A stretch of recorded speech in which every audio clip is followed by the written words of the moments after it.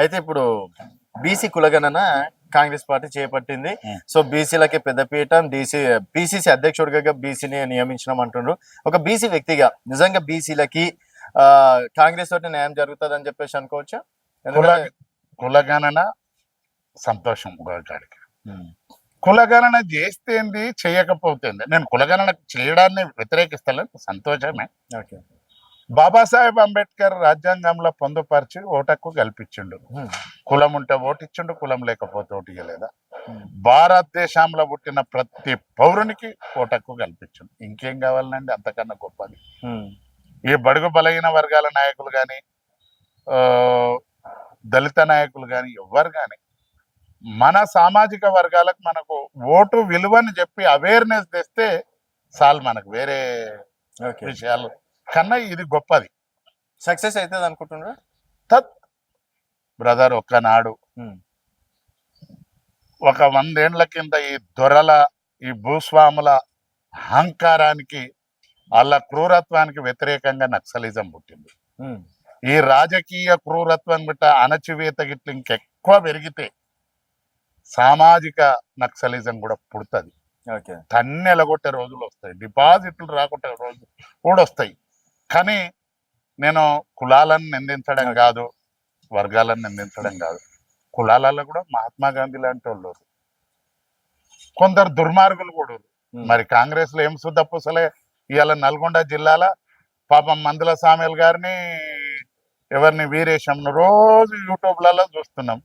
కోమటిరెడ్డి సోదరులు, ఆ మంత్రి, ఈ మంత్రి, వాళ్ళని కూడా ఒక్కపోత గురి చేస్తావారు. మరి కాంగ్రెస్ పార్టీలో వాళ్ళని స్వేచ్ఛని ఇయ్యాలి కదా. ఇయ్యాల కూడా పొద్దున చూసిన నేను. ఈ చేసేటోడి అన్ని పార్టీలలో ఉంటారు, మా పార్టీలో కూడా ఉండొచ్చు, ఉంటారు కొడుకులు అసంటోళ్ళు. కానీ అసంటోళ్ళ ఆటలు కూడా సరే కొన్ని రోజులు తాగుతుండొచ్చు. సో మనకు స్వతంత్రం వచ్చి 60 సంవత్సరాలు దాటిపోయింది, 70 సంవత్సరాలు కూడా దాటిపోయింది కదా. సో ఇప్పటి వరకు మరి బీసీలు ఒక్కరు కూడా సీఎం కాలేరు. మరి బీసీలు కావచ్చు, ఎస్సీ ఎస్టీ నుంచి సీఎం అయ్యే అవకాశం వచ్చే అవకాశం. మీరు ఒక మాట అన్నారు, పిసిసి ప్రెసిడెంట్. మరి పిసిసి ఎందుకు ఇచ్చిన? ముఖ్యమంత్రి మహేష్ గౌడ్కి ఇయ్యనుంటే, మహేష్ గౌడ్ జూనియర్ ఏం కాడు, బీసీ కాబట్టి బుడ్డకు కనిపిస్తుండేమో. కానీ ఇప్పుడు దామోదర్ రాజ నరసింహ, బట్టన్న, నేను, మహేష్ అందరం ఒక ఏజే. ఒకసారి ఇప్పుడు క్యాబినెట్ లో ఉన్న వాళ్ళదంటే వాళ్ళిద్దరితో పాటు మహేష్ కుమార్ గౌడే సీనియర్. మరి మహేష్ కుమార్ ని సీఎం అని చెయ్యి. కాంగ్రెస్ పార్టీ జాతీయ పార్టీ కదా. రేవంత్ రెడ్డిని ఎందుకు చేస్తావు? ఆయన చెయ్యి. మరి విఎన్ మంత్రావుని తీసుకుపోయి రెవెన్యూ మినిస్టర్ చెయ్యి. అనతి కాలం విశ్వపితామహుడు కాంగ్రెస్ పార్టీకి. మరి పొంగులేటి శ్రీనివాస్ రెడ్డి దుమ్ము తొలుపుతుండు తేన్మార్ మల్లన్న. మొత్తం దోపిడైనట్టు అయినది. ఏం సిగ్గులేదా మీకు? ఏం ముఖ్యమంత్రి గారికి కనిపిస్తలేదా? సో ఏందండి ఇప్పుడు బీఆర్ఎస్ పరిస్థితి ఏంటి? బీఆర్ఎస్ బీజేపీ రెండు ఒకటే అని చెప్పేసి టాక్ వస్తుంది. అండ్ కేటీఆర్ కేసులను కావచ్చు, కవిత కేసులను రేపన్నాడు కాకుండా బీజేపీతో టైఅప్ అవుతారని చెప్పేసి అంటున్నారు. నిజమే అనుకోవచ్చా? ఎవడు కోన్కిస్క గొట్టంగాడు ఇవ్వని తిరిగాడు మాట్లాడుతూ ఉంటాడు. బీఆర్ఎస్ పార్టీ మా అధినాయకుడు చంద్రశేఖరరావు గారు కానీ, వర్కింగ్ ప్రెసిడెంట్ కేటీఆర్ గారు కానీ 5 ఏళ్ల బీజేపీని, కాంగ్రెస్ పార్టీని సమదూరంగా దుమ్ము దులిపిన మాట తెలంగాణ రాష్ట్ర ప్రజలకు అందరికీ తెలుసు. ఇక వాళ్ళకు ఆడరాక పాత గజ్జలు అన్నట్టు బీజేపీ వాడు ఏమంటాడు, కాంగ్రెస్ బీఆర్ఎస్ ఒకటి ఉంటాడు. కాంగ్రెస్ వాడు ఏమంటాడు, బీఆర్ఎస్ బీజేపీ ఒకటి అంట. ఆ సిగ్గుదప్పిన మాటలు ఎందుకు మాట్లాడతారండి? మీ ఏడుపు మీరు ఏడుగురి. మమ్మల్ని ఓడగొట్టారు ప్రజలు, మీకు పరిపాలన ఇచ్చారు, ఏం సుఖంగా చేస్తారు ఒకసారి ఆలోచన చేయండి. 410 మంది రైతులు చచ్చిపోయారు. బుద్ధి ఉండాలి మాట్లాడడానికి. ఒక్కనికొక్క సోయం నాదండి, దోచుకునుడే వాళ్ళం.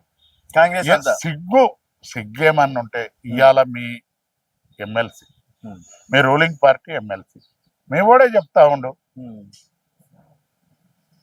కాంగ్రెస్ పార్టీలు ఎక్కడ బీసీలకు న్యాయం అంటే ఎవరిని బానిసల్లాగా చూస్తారు. బీసీలను ఇప్పటికీ నడుస్తుంది అంతే. వాళ్ళ దాంట్లో అది ఉంది, ఏదున్నా ఫర్ సేల్ అంతే.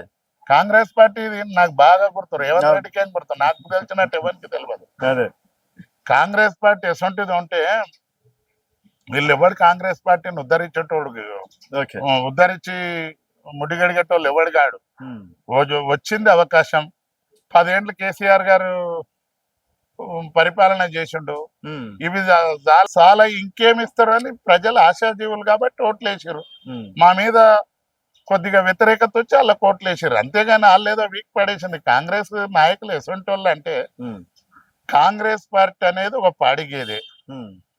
బలిసింది ఈనింది పాలిస్తుంది పెండుకుంటారు. ఈ కొడుకులు గడ్డి కూడా వేయడు ఆ గేదెకు, దాన్ని కసాయి కొట్టిస్తారు.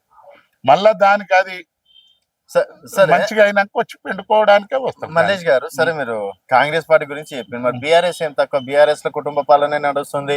హరీష్ రావు, కేసీఆర్, కవితారావు, సంతోష్ రావు, తారక రామారావు, ఈ రావులే కదా, వినోద్ రావులు కావచ్చు, సంజీవ్ రావులు కావచ్చు, బీసీలకు ఏడొద్దరించిందని చెప్పేసి అంటున్నారు. ఒక్కటి,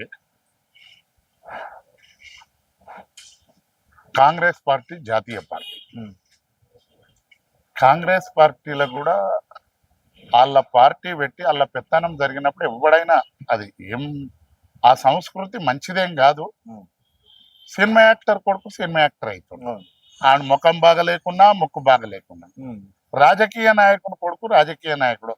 ఆడ జర్ర కాలు చేతులు మెత్తగానే కొడుకుని పట్టుకొని వస్తాడు. ఉమ్, కేసీఆర్ గారిని అట్లా బోల్చడానికి లేదు. ఉమ్, ఆయన ఎవడో పెట్టిన పొయ్యికి కట్టినింటికి వచ్చి పెత్తనం చేయలే.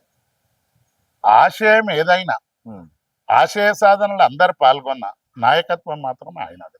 ఓకే. ప్రాంతీయ పార్టీ పెట్టిండు. తెలంగాణ ఉద్యమ పార్టీ పెట్టి 14 ఏళ్ళు సుదీర్ఘ పోరాటం చేసి రాష్ట్రాన్ని సాధించి 10 సంవత్సరాలు ముఖ్యమంత్రి